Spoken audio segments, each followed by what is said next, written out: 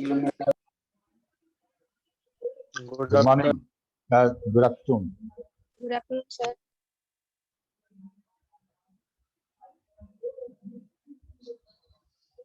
तब तुम लोग पीपीटी प्रिपेयर किए हो? Yes, sir.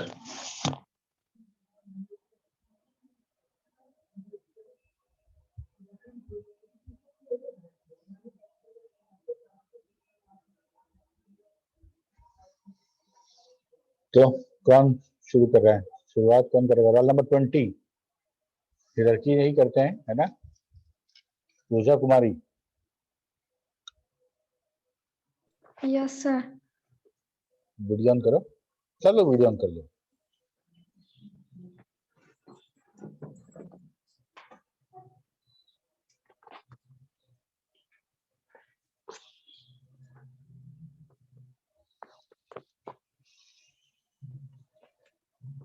हाँ पूजा, क्या प्रिपेयर की हो इस टॉपिक पर पीपीटी?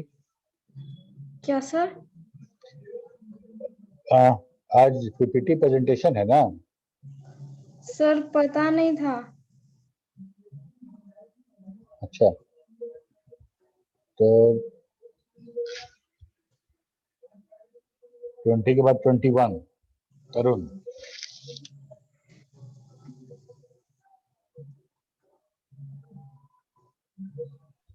Yes, sir. चलो दो प्रेजेंटेशन दो। Sharing का option, sir.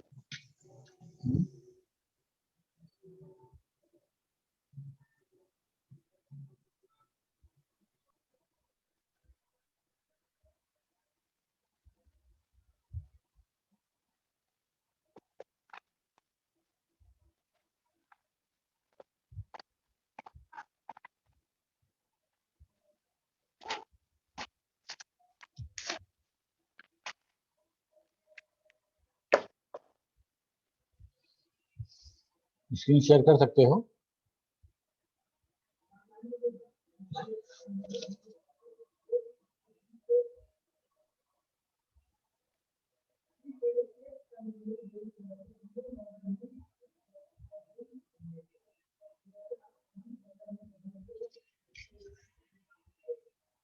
Visual, sir. Visible. Yes, sir. My topic is memory variable. Variable means that is a container that must contain anything that यानी एक वीडियो ऑफ container कर के दिए क्या? कैसे? वीडियो तुम ऑफ कर दिए क्या? मेरा वीडियो नहीं आ रहा है। One sec. अच्छा, स्क्रीन शेयर किए ना, हो सकता नहीं आ रहा है। ठीक है, ठीक है, कर दिखा दिखा दिखा।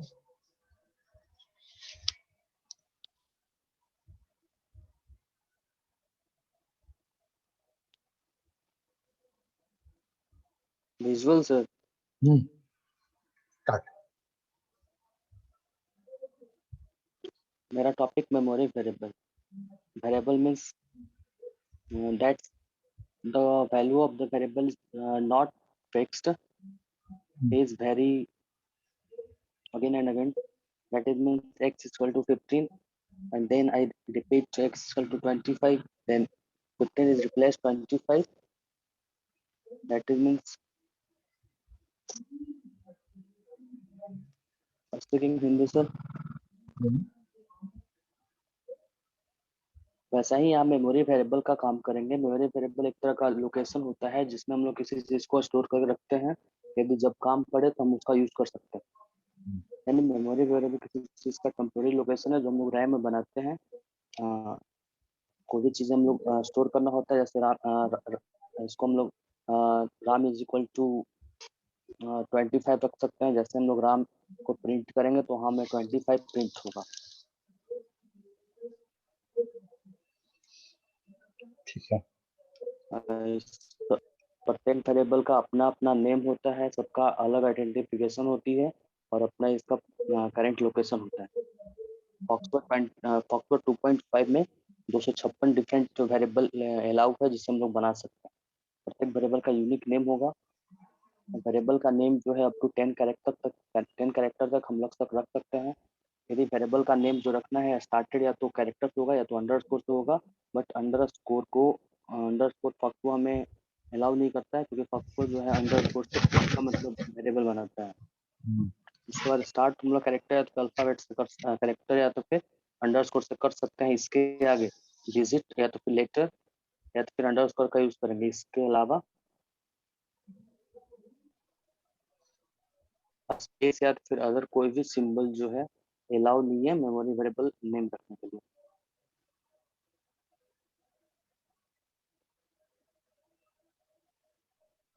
जैसे कि एग्जाम्पल फर्स्ट ऑफ ऑल हम स्टार्ट यहाँ से कैरेक्टर से कर रहे हैं गॉड, यानी एक मेरे मेमोरी वेरिएबल का नाम हो सकता है। बट जैसे ही इसका हम लोग स्टार्ट करेंगे 9 8 से, तो वहाँ पे कैरेक्टर से ही स्टार्ट होना चाहिए था या तो अंडरस्कोर से, तो 9 8 जैसा स्टार्ट करेंगे मेमोरी वेरिएबल का नाम तो गलत हो जाएगा। बट यहाँ हम लोग अंडरस्कोर से स्टार्ट कर सकते हैं, दैट इज सही। अंडरस्कोर स्कूल सही है। इसके बाद स्कूल डैश लेकर के डॉट लिखा है, तो डैश को भी मेमोरी वेरिएबल में अलाउ नहीं है, जिसके कारण से गलत हो जाएगा। और यहाँ हम लोग OS 645 रख सकते हैं, क्योंकि कैरेक्टर से स्टार्टेड है। इसके बाद डिजिट हम लोग यूज कर सकते हैं। यहाँ भी जैसे 6 में हमने जो लिया है कॉपी स्पेस दे दिया है, जिसके कारण से क्या हो गया है, गलत हो गया। हम लोग मेमोरी वेरिएबल क्रिएट करने का तरीका है, सिंपल वेरिएबल हम बना सकते हैं या तो फिर एरे वेरिएबल बना सकते हैं। बनाने के लिए हम लोग सिंगल डायमेंशन बनाते हैं या तो 2 डबल डायमेंशन बनाते हैं। हम लोग जो वेरिएबल में कोई भी चीज़ स्टोर करनी होती है, जैसे कि राम इक्वल टू 45 या तो 55 जो भी लेंगे, उसके लिए हम लोग या तो इक्वल टू साइन का यूज करेंगे या तो फिर स्टोर का यूज करते हैं। इसमें जो किसी प्रकार की कोई डाटा टाइप एक्सप्लेन करने की कोई जरूरत नहीं है। जैसा हम लोग डाटा देंगे वैसा ही जो है आपको खुद से आइडेंटिफाई कर लेगा।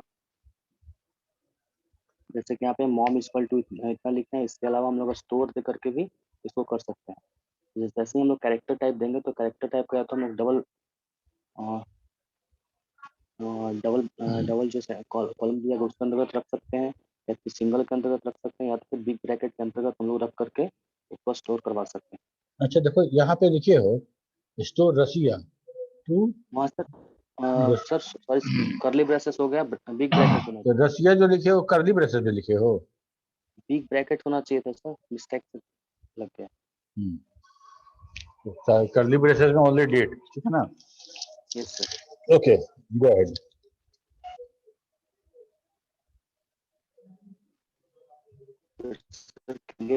इसके अलावा हम लोग इम्पिटी बहुत सारे वेरिएबल बना सकते हैं। जैसे एक बार में हमें बहुत सारा स्पेस काम करना है, हम लोग कंट्री को तो कोई भी मतलब वेरिएबल का नाम दे सकते हैं, उसके बाद इक्वल टू स्पेस दे करके 55, यानी हमारा जो है ये जो है स्पेस के फॉर्म में, यानी कुछ लिखा हुआ नहीं होगा, तो वहाँ पे स्पेस क्रिएट होगा। वैसे ही और भी है।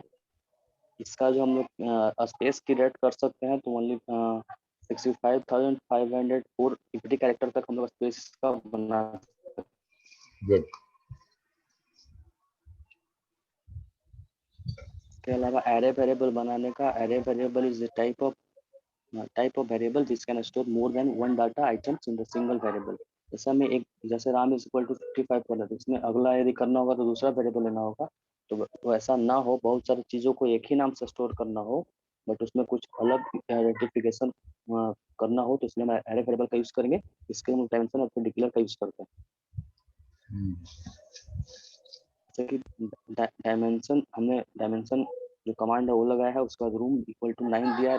यहाँ हमें डायमेंशन से 9 एरे वेरिएबल क्रिएट हो गया है। Dimension room 1, room 2, room 3, room 4, room 5, room 6, room 7, room 8, room 9 तक। वैसे ही डिक्लेयर लगा के बना सकते हैं। तो पेन से यहाँ पे मेरे पास 12 वेरिएबल डिक्लेयर हो गया है। तो 12 वेरिएबल डिक्लेयर हो गया, तो हम लोग पेन वन अच्छा वन में एक भी लाइन में सब। लिखे हो store science to room 4 comma देके फिर ये क्या लिख दिए? यहाँ सर स्टोर साइंस में हम लोग स्टोर साइंस टू रूम 4, इसके बाद सर पेन 7 में हम लोग 9852 का स्टोर कर रहे अच्छा कॉमा हैं। देखिए सेम लाइन में लिख सकते हैं क्या? स्टोर कमांड है उसका तो सिंटेक्स यही है, store data two variable, comma देके फिर दूसरा को ऐसा नहीं लिख सकते हैं। वो इस पेन 7 बराबर जो लिखे हो इसको दूसरे लाइन में लिखना होगा। Okay sir. ठीक है। उसका मेमोरी वेरिएबल को डिस्प्ले करना हो तो it will display memory variable, hence all the memory variable and type display होगा। हाँ, डबल डायमेंशन बनानी हो तो डबल डायमेंशन बना सकते हैं। जैसे वहाँ पे हम लोग सिंगल वेरिएबल में ए ले रहे थे तो only for dimension room is equal to only for 9 ले रहे थे, तो वहाँ हम लोग कॉमा दे करके रो और कॉलम दोनों को आइडेंटिफाई कर सकते हैं। यहाँ जैसे कि हम यहाँ में डायमेंशन गॉड से मतलब डबल डायमेंशन बना है, 6 रो है और 6 कॉलम। तो वैसे ही हमें गॉड 1 रो और 2 कॉलम में स्टोर करना है राम को। उसके बाद कि गॉड 2 और कॉलम 2 में स्टोर करवाना है ओएस को, वैसा ही बहुत सारे स्टोर करवाए हैं। इसके बाद इसको डिस्प्ले करवा के इधर लिखा है।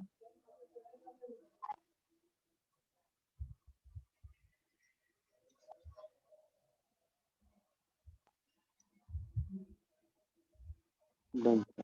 Done.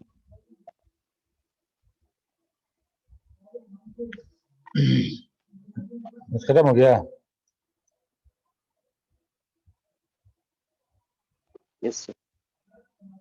ठीक है, बहुत कौन अच्छा। सी नहीं it was a good try.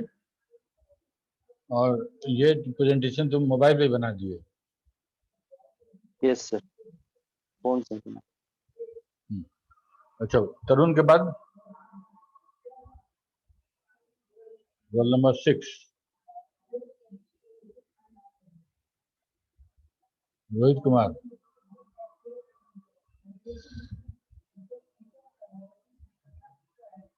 Rohit,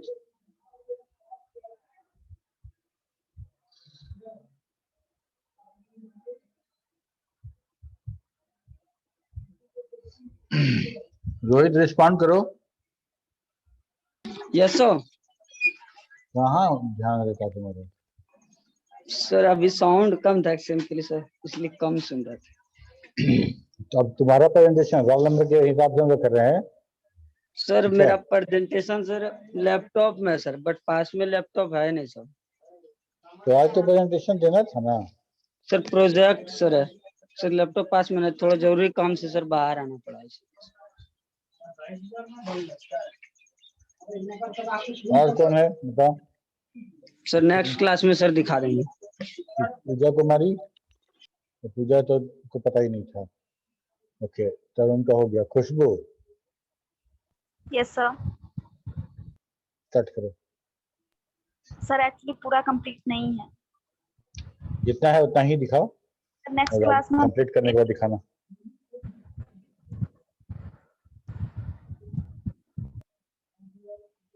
जितना जितना बनाई उतना दिखाओ, प्रेजेंटेशन करो।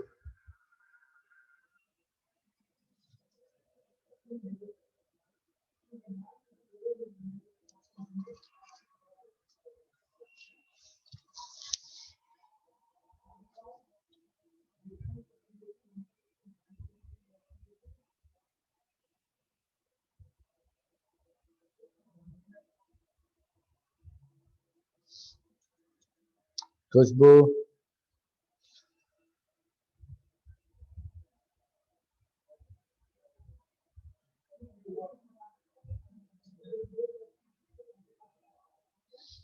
क्या हुआ खुशबू?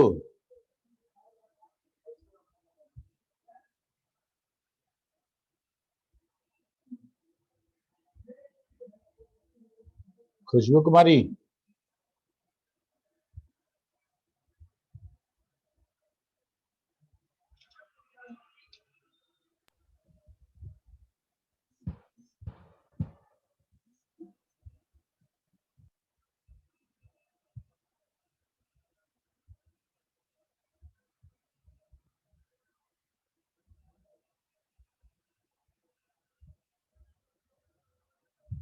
खुशबू सुन रही हो या रिमूव कर दे तुमको? हेलो इतना जैसे तुमको आवाज दे रहे हैं, काहे? आ रहा था ऐसा सर, आवाज क्यों? नहीं आ रहा था हम्म? सर। नेक्स्ट क्लास में प्रेजेंट कर सकते हैं? नहीं,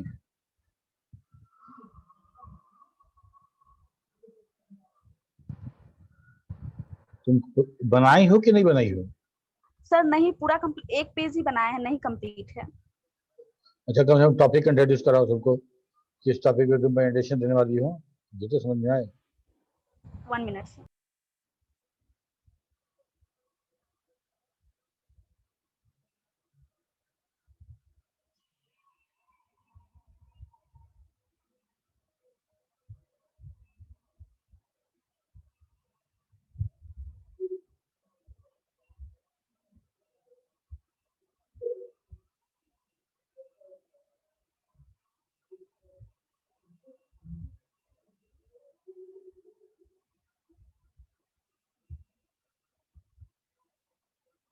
सर हो रहा है स्क्रीन विजुअल।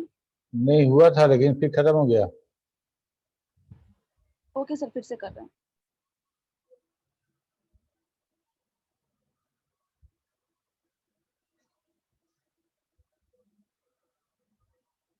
सर अब विजुअल हो रहा है। विजिबल हो रहा है लेकिन तुरंत खत्म हो जा रहा है, मतलब तुरंत हट जा रहा है। मे बी नेटवर्क प्रॉब्लम है, पता नहीं। कर तो रहे हैं, अभी भी कर रहे हैं।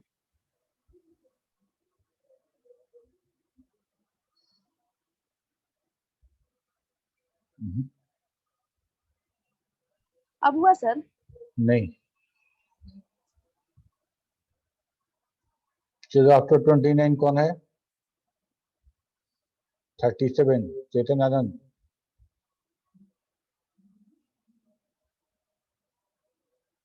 चेतन,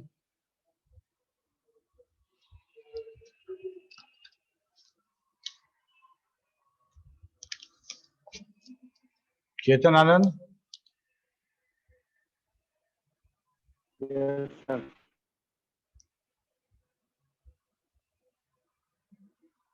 प्रेजेंटेशन दो। यस सर, हम घर पे नहीं है सर। हम्म? घर पे नहीं है सर, अभी नहीं दे सकते हैं। घर पे क्यों नहीं हो? सर कुछ काम था तो बाहर चले गए। काम था तो तुम क्लास के बाद में काम करोगे, क्लास के टाइम में तुम काम करोगे? यस सर, आज अर्जेंट काम, अगले दिन सर प्रेजेंट कर दें। तो तुम क्लास कर रहे हो, क्लास कर रहे हो, इसका मतलब तो तुम अगर क्लास तुम सही तरीके से कर रहे हो उसमें तो प्रेजेंटेशन भी दे सकते हो। और वैसे सिर्फ लॉग इन करके सिर्फ अटेंडेंस के लिए तुम छोड़ दिए हो कि मेरा रोल नंबर नाम नो सर, अटेंडेंस सर में सिर्फ प्रेजेंट आ कर जाए देंगे अगले क्लास में। तो कोई बात ही नहीं है। ये मतलब नहीं समझ में आ रहा है कि जब तुमको पता था कि आज प्रोजेक्ट करना है, आज डेमोस्ट्रेट करना है, पीपीटी शो करना है, तो किसी का लैपटॉप उसके पास नहीं है, तो कोई मार्केट में है, तो किसी को पता नहीं है, कोई आधा बनाए आधा नहीं बनाए, ये क्या है? ऐसे पढ़ोगे, ऐसे पीछे करोगे? थोड़ी सी जिम्मेदारी लेनी पड़ेगी। सर फोन में रहता तो प्रेजेंट कर देते सर। नहीं, अगर आप बाहर हैं इसका मतलब पढ़ाई ठीक से नहीं कर रहे हैं। अगर पढ़ाई ठीक से अगर नहीं हो रहा है तो सिर्फ अटेंडेंस के लिए आपको अटेंडेंस के लिए सिर्फ लॉगिन करने की आवश्यकता तो नहीं है। क्या कीजिएगा अटेंडेंस से, जब आपके पास नॉलेज नहीं है, पढ़ाई नहीं हो रहा है, कुछ गेन नहीं हो रहा है, सिर्फ अटेंडेंस से क्या फायदा हो जाएगा बताओ?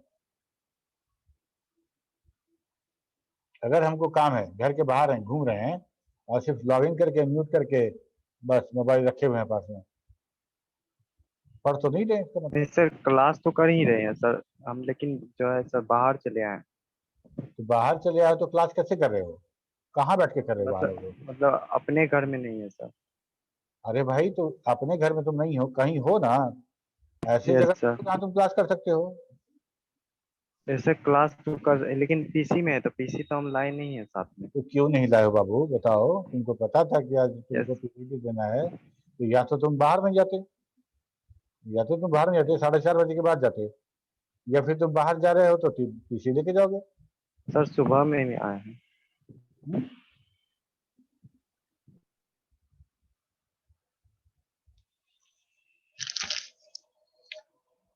अमीषा कुमारी, तुम भी कुछ बहाना बनाओ।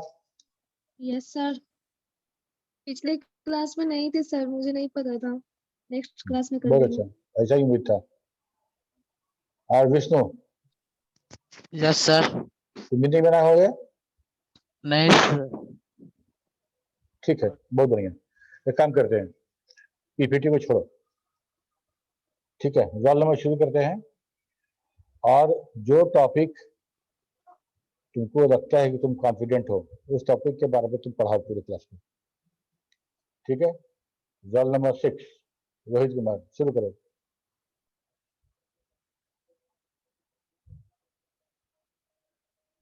Rohit, yes sir. किसी टॉपिक को तुम जस्ट समझाओ पूरे क्लास को। Okay sir.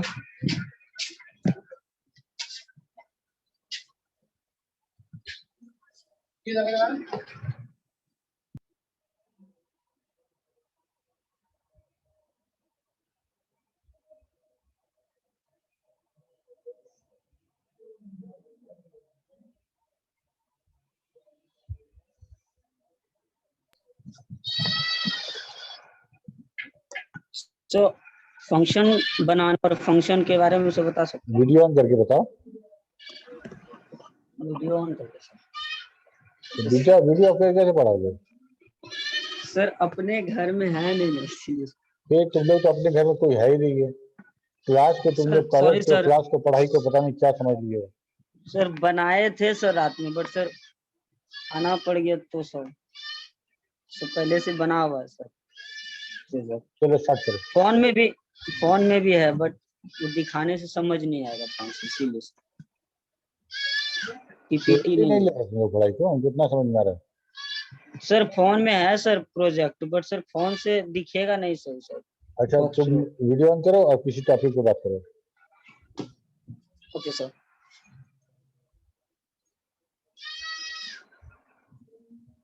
अबाउट फंक्शन और प्रोग्रामिंग के बारे में। फंक्शन और प्रोग्रामिंग के बारे में, ठीक है। माइक थोड़ा सा क्लोज रखना, बात करो, बताओ सबको सीधा।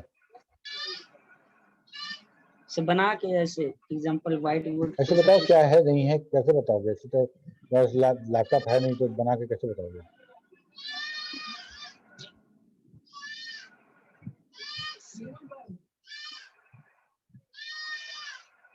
Programming is a set of instruction. दांत से दबा के मत बोलो, आवाज साफ नहीं आती है। छोटा छोटा चीज समझाना पड़ेगा तुम लोग को। हाँ, प्रोग्रामिंग जो है वो सेट ऑफ इंस्ट्रक्शन है। सर प्रोग्रामिंग को सर बनाने के लिए पहला कमांड सर यूज हम लोग करते हैं मॉडिफाई कमांड और file name, program file name, PRG file name. Sir एक प्रोग्रामिंग बॉक्स खुलता है, यहाँ पे सर हम प्रोग्राम को राइट करते हैं। अच्छा, उसमें से सर इंस्ट्रक्शन देते हैं फिर, और दो file name PRG file name देके उसको एग्जीक्यूट करते हैं।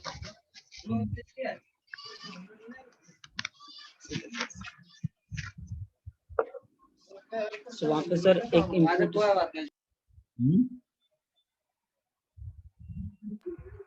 प्रोग्रामिंग में सर एक इनपुट, एक एक्सेप्ट, एक गेट कमांड होता है इनपुटिंग के लिए, एंड एक क्वेश्चन मार्क्स होता है प्रिंट के लिए, कोई किसी भी रिजल्ट को प्रिंट कराने के लिए।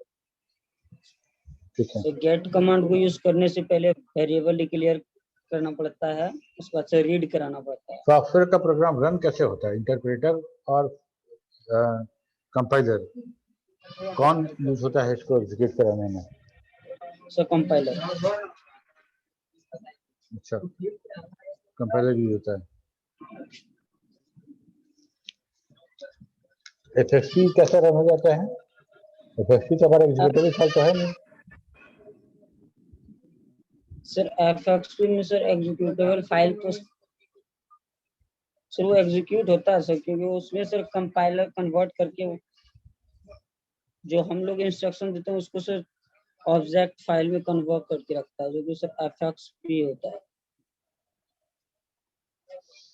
अच्छा, तो फॉक्सरो इसका मतलब है कि अगर मेरे पास FXP फाइल है तो हमको बगैर फॉक्सरो खोले हुए डॉस प्रोग्राम से जाके हम रन कराना चाहें तो रन हो जाएगा?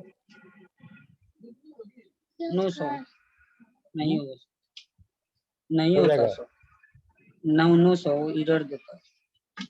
तब तो अगर मान सर लो वो ऑब्जेक्ट कोड रखा हुआ है तो फिर और क्या चीज़ का जरूरत है? अगर वो कंप्लीट एग्जीक्यूटेबल फाइल है तो और किसी चीज़ की आवश्यकता तो है नहीं। उसको 10 उसका नाम दें, जैसे हम लोग रन कराते हैं कोई प्रोग्राम पीसी के बेसिक या इवन की कोई भी ऐसा चीज़ जो रूट पे है तो हम डॉस कमांड पर जाके लिख देते हैं, रन कर जाता है। एफएक्सी हमारा रन करना चाहिए ना। नो सर, एफएक्सी सर एएक्सी फाइल नहीं होता ना सर, इसीलिए वो वहाँ पे रन नहीं करेगा सर। तो कौन सा फाइल होता है वही तो पूछ रहे हैं। सर एक सिक्योरिटी पर्पस के लिए एफएक्सी फाइल बनाया जाता है फॉक्सप्रो के द्वारा। जैसे जो इंस्ट्रक्शन लिख रहे हैं सर, वो फाइल पीआरजी नहीं देने के बदले हम एफएक्सपी फाइल देते हैं, क्योंकि सर पीआरजी देने के बाद सर वहाँ पे हमारा सारा इंस्ट्रक्शन दिखेगा, बट कहने का मतलब एफएक्सपी में तुम्हारा ये हुआ कि हमारा एफएक्सी फाइल होता है कंप्लीट ऑब्जेक्ट कोड नहीं है उसमें। No sir. नहीं है तो फिर ऑब्जेक्ट कोड कहाँ से आता है? जब हम एग्जीक्यूट तो ऑब्जेक्ट कोड ही करेगा यस सर। और एफएक्सी हमारा ऑब्जेक्ट कोड है नहीं, नो सर। तो फिर ऑब्जेक्ट कोड कहाँ से आएगा? सर जब सर एफएक्सपी को रन बना कराते हैं तो सर 2 और फाइल बनता है, एक बी एक के फाइल एफएक्सी को रन कराते हैं तो एक और फाइल बनता है। यदि सर कोई सा फाइल नहीं है और ओनली एफएक्सपी को फॉक्सप्रो में जाके कराते हैं रन सिर्फ उसी नाम के सर, तो 2 और फाइल बनेंगे। 2 और फाइल बनता है, कौन कौन सा? एक सर बी एक के होता है और एक का एक्सटेंशन बोल रहे हैं बैकअप बी के, हाँ ठीक है, बी के अलावा और एक और था सब, बट उसका एक्सटेंशन बोल रहे हैं तो वो फाइल से रन होता है क्या प्रोग्राम?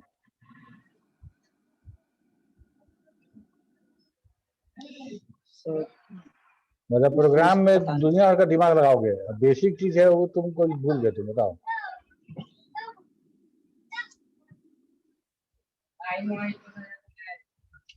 हम जो प्रोग्रामिंग वाला जो दिए हैं पीडीएफ, उसमें साफ साफ लिखा हुआ है कि कहाँ पे सर उसके इंटरप्रेटर सर यूज हो रहा है, कहाँ पे कंपाइलर यूज हो रहा है, और what is the difference between PRG and FXP. हमको अगर डिस्ट्रीब्यूट करना होगा तो हम कौन सा फाइल करेंगे और क्यों करेंगे? एफएक्सपी सर सिक्योरिटी पर्पस के लिए। तुम देख लेना, तुम समझ में आएगा कि एफएक्सपी कैसे रन करता है।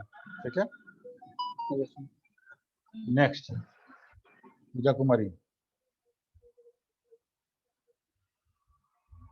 पूजा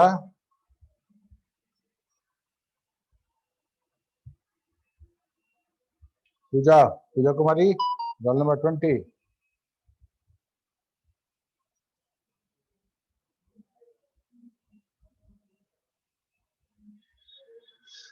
ठीक है, रिमूव कर दे रहे पूजा को।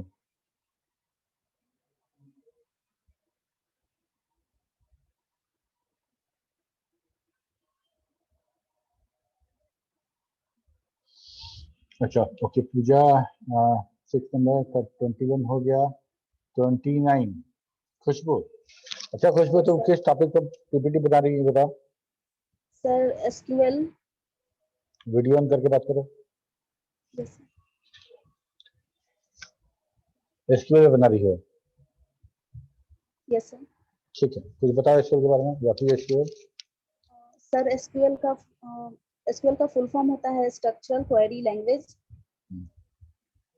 एसक्यूएल फॉक्सप्रो में भी सपोर्टेड होता है और ये जनरल पर्पस डाटा के लिए यूज किया जाता है। एसक्यूएल क्या है? प्रोग्रामिंग लैंग्वेज है? कुछ कमांड लैंग्वेज है क्या एसक्यूएल? क्वेरी लैंग्वेज है। ओके, क्वेरी लैंग्वेज है। यस तो सर। क्या क्या क्वेरी कर सकते हैं इसमें? सर इसमें हम स्टेटमेंट के लिए क्वेरी कर सकते हैं। सर जनरल पर्पस के लिए क्वेरी कर सकते हैं। जनरल पर्पस क्वेरी कर सकते हैं। Yes sir. ओके ठीक है, सर बोलो। फॉक्सप्रो में सपोर्टेड होता है, ये फॉक्सप्रो भी सपोर्ट करता है इसको। और इसमें सर बहुत सारे कमांड होते हैं जो कि एसक्यूएल में यूज किए जाते हैं, जैसे कि सिलेक्ट स्टेटमेंट, क्रिएट टेबल और इंसर्ट इनटू और मॉडिफाई क्वेरी। अच्छा आरक्यूबी क्या होता है? क्या sir? RQB RQ B, B for Bombay, sir RQP window होता है। विंडो होता है। Yes sir. क्या पर्पज है आरक्यूबी का पर्पज? विंडो तो होता है, लेकिन होता क्या आरक्यूबी? आरक्यूबी का पर्पस होता है डेटा को मॉडिफाई करना। आरक्यूबी को फुल फॉर्म में क्या बोलते हैं? आरक्यू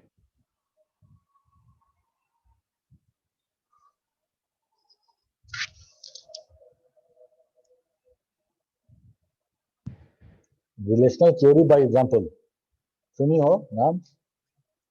क्या sir? Relational theory by example.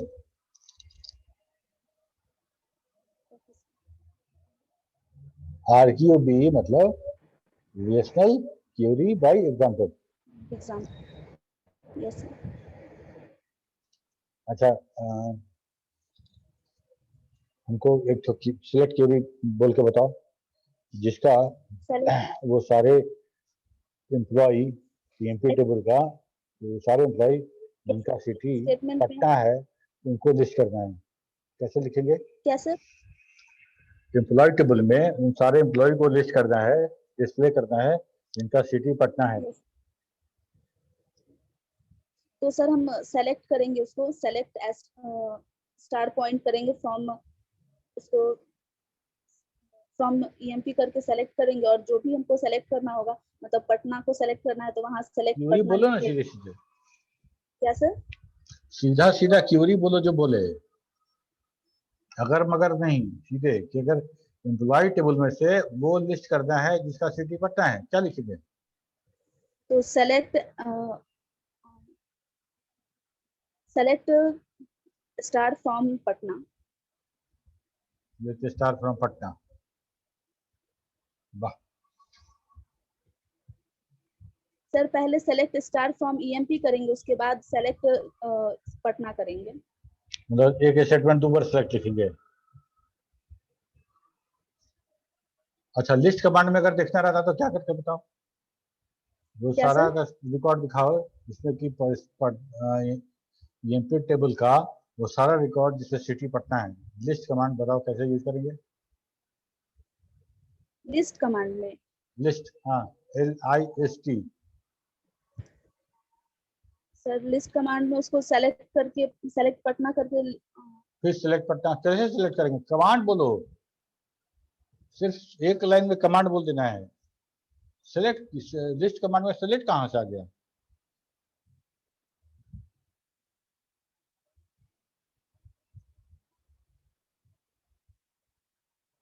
Use EMP Patna.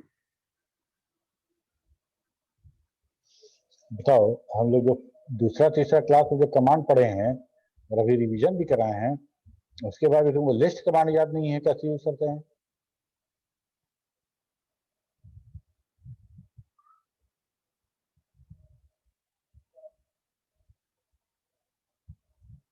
हद हो गई तो लिस्ट कमांड नहीं याद है तुमको? लिस्ट कमांड कैसे यूज करते हैं तुमको नहीं बताया? और हमको लगता है कि ये काउंट करें तो रफली काउंट करेंगे तभी 5 बार तो पढ़ा चुके हैं, 5 क्लास रिवीजन के साथ।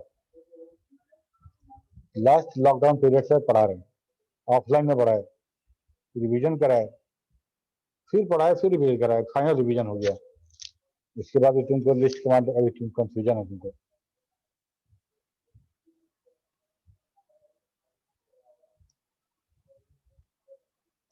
Thirty seven, Chetan Anand.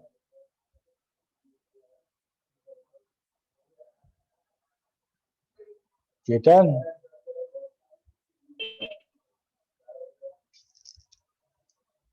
चेतन, यस सर। कुछ बताओ, किसी टॉपिक पे बोलो कुछ।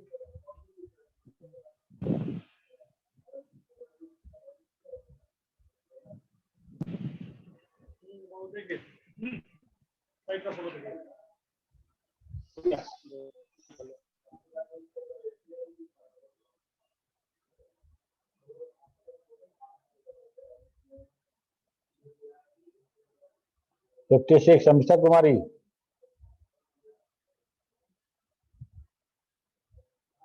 हमेशा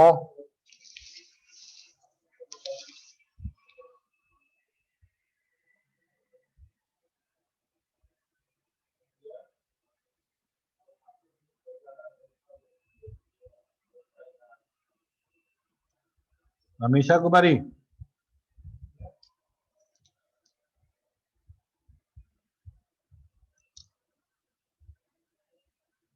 अमीषा कुमारी is not responding. She is not responding, so I am removing.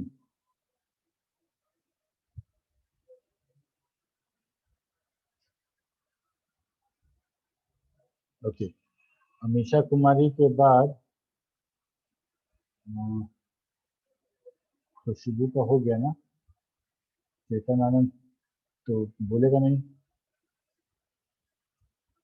और विष्णु गौतम, तुम बताओ कुछ।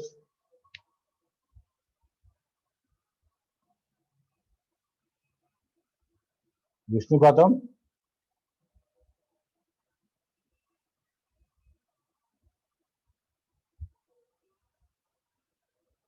देखो विष्णु गौतम भाग गया।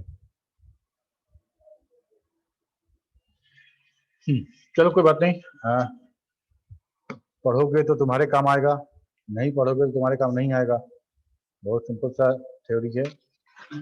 सर उसके बारे में सर बता दीजिए ना। किसके बारे में? FXP के बारे में। देखो कोई भी प्रोग्राम होगा तो ये तो पता है कि वो अगर प्रोग्रामिंग लैंग्वेज जो लिखा हुआ है तो वो ऐसे रन नहीं करेगा, वैसे रन नहीं करेगा। तो हमारे पास क्या तरीका था? हमारे पास ये तरीका था कि हम उसको कंपाइल करके ऑब्जेक्ट पर बनाएं, मतलब एग्जीक्यूटिव पर बना दें और उसको कहीं सेव कर दें। नेक्स्ट टाइम जब हम उसको डबल क्लिक करेंगे तो रन कर जाएगा। ठीक है, डबल क्लिक करें या प्रॉम्प्ट पे जाके कमांड लाइन से उसको लिखेंगे तो वो रन कर जाएगा, मेरा काम खत्म हो गया। बहुत अच्छा बात है। लेकिन प्रॉब्लम कब क्रिएट हुआ? जब हम किसी सॉफ्टवेयर को हम प्लेटफॉर्म इंडिपेंडेंट बनाना चाहते हैं। इसका क्या मतलब? इसका मतलब ये कि हम अगर कोई सॉफ्टवेयर बना रहे हैं तो वो सॉफ्टवेयर हमारे विंडोज मशीन पर भी रन करे, लिनक्स मशीन पर भी रन करे। ठीक है, ये सॉफ्टवेयर प्लेटफॉर्म जो है हमारा, उसके लिए वो इंडिपेंडेंट हो। ठीक है, वो कंपेटेबल हो हर सिस्टम पर रन करने के लिए। लेकिन प्रॉब्लम कहाँ था? प्रॉब्लम ये था कि अगर हम हर प्रोसेसर का आर्किटेक्चर अलग है। अगर हम बात कर रहे हैं इंटेल मशीन का तो इसका प्रोसेसर आर्किटेक्चर अलग है, और हम किसी दूसरे मशीन का बात करेंगे, मैकांटस का बात करें या फिर किसी और सिस्टम का बात करें तो उसका सारा का सारा आर्किटेक्चर अलग है। जब एक प्रोग्राम जब हम एग्जीक्यूटेबल बनाते हैं तो उसमें उस प्रोसेसर का सारा इंस्ट्रक्शन सेट यूज होता है। ठीक है, सारे इंस्ट्रक्शन सेट वही कि वो प्रोसेसर उस इंस्ट्रक्शन सेट के अलावा कुछ और एग्जीक्यूट करा ही नहीं सकता है। तो हमको हर वो प्रोग्राम उस प्रोसेसर के इंस्ट्रक्शन सेट में ब्रेक करना पड़ता है। ठीक है, तो कभी डिटेल बात करेंगे इसके बारे में। तो हम अगर इंस्ट्रक्शन सेट में अगर कोई प्रोग्राम है उसको हम इंटेल मशीन के हिसाब से x86 मशीन के हिसाब से अगर उसका हम क्या बोलते हैं कि इंस्ट्रक्शन सेट बनाए हैं तो वो एग्जीक्यूटेबल फाइल हमारा दूसरे सिस्टम में नहीं रन करेगा। ठीक है, क्योंकि उसका प्रोसेसर आर्किटेक्चर अलग है। वहाँ पे रजिस्टर्स का नाम अलग होगा, वहाँ पे डेटाबेस का अलग होगा नाम, वहाँ पे इंस्ट्रक्शन सेट अलग होंगे, उनका एड्रेसिंग मोड अलग अलग होगा। ठीक है, तो एक कंपाइलर जो कंपाइलर हमारा है, अगर हम सी का एग्जांपल लो तो ये हमारा इंटेल मशीन के कंपेटेबल कंपाइलर है। तो ये हमको जो ऑब्जेक्ट पर बना के देगा वो इंटेल मशीन के ही लिए बना के देगा, वो एक्सी कहीं और नहीं रन करेगा, वो एक्सी कहीं और रन नहीं करेगा। ये बात समझ में आ रही है? ये बात समझ में आ रहा है? Yes sir. ठीक है, तो जब ये हो गया तो बाद में हुआ क्या कि भाई धीरे धीरे बहुत सारा आर्किटेक्चर आ गया। हार्डवेयर में बात करो तो हार्डवेयर में बहुत सारा आर्किटेक्चर आ गया, यस और सर। सॉफ्टवेयर का बात करो, अलग अलग ऑपरेटिंग सिस्टम का बात करो तो अलग अलग हो गया। Yes sir. क्या किया जाए कि एक ऐसा सॉफ्टवेयर बने कि वो हम बनाएं एक ही जगह। मतलब हम कोई सॉफ्टवेयर बना रहे हैं और हमको कुछ ऑर्डर हमको मिला है कि इंटेल पे रन कराना है, इंटेल मशीन पे, विंडोज पे, कुछ है जो लिनक्स पे रन कराना चाहते हैं, कुछ एंड्रॉयड पे रन कराना चाहते हैं, मोबाइल पे। तो हम ऐसा बनाना चाहें कि सब पे रन करें। ठीक है, तब ये होगा कैसे? हम प्रोग्राम लिखेंगे, कंपाइलर को बोलेंगे कंपाइल करो, तो कंपाइल करेंगे तो जिस आर्किटेक्चर का कंपाइलर वही बनाएगा। तो हमको क्या करना पड़ेगा? हमको अपना प्रोग्राम लेके हर वो मशीन पे जाके कंपाइल कराना पड़ेगा उस मशीन के कंफर्टेबल कंपाइलर से। ठीक है, तब हमारा वो लिनक्स के लिए बनेगा, तब हमारा एंड्रॉयड के लिए बनेगा, तब मैकेंटोश के लिए बनेगा, तब अलग अलग बनेगा।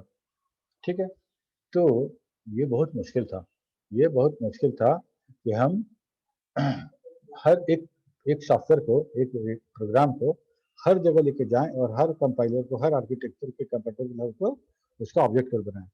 That was very very much difficult. तब क्या किया जाए? तब हुआ कि एक काम करते हैं, बात घुमा फिरा के एक ही जैसा लगेगा तुमको। तो बात का उपाय ये निकाला गया कि हम प्रोग्राम को कंपाइल नहीं करेंगे, हम उसको इंटरप्रेटर के जरिए रन कराएंगे और हर वो इंटरप्रेटर हर उस सिस्टम पे होगा। हर वो इंटरप्रेटर जो चाहिए हमको इस प्रोग्राम को रन कराने के लिए वो होगा हर सिस्टम पे। तो हमारा अगर ये प्रोग्राम यहाँ रन कर रहा है तो यहाँ इंटरप्रेटर इंस्टॉल होगा। ये प्रोग्राम अगर हम रन करा के लेके जा रहे हैं लिनक्स मशीन पे, वहाँ भी इंटरप्रेटर होगा। हम ये सॉफ्टवेयर लेके हम जा रहे हैं एंड्रॉयड मशीन पे, वहाँ भी उसका इंटरप्रेटर होगा। ठीक, सब जगह उसका इंटरप्रेटर होगा। तो हो गया, ठीक है, कोई दिक्कत नहीं है। हम एक जगह प्रोग्राम लिखेंगे, सबको बेचेंगे, सबको बांटेंगे।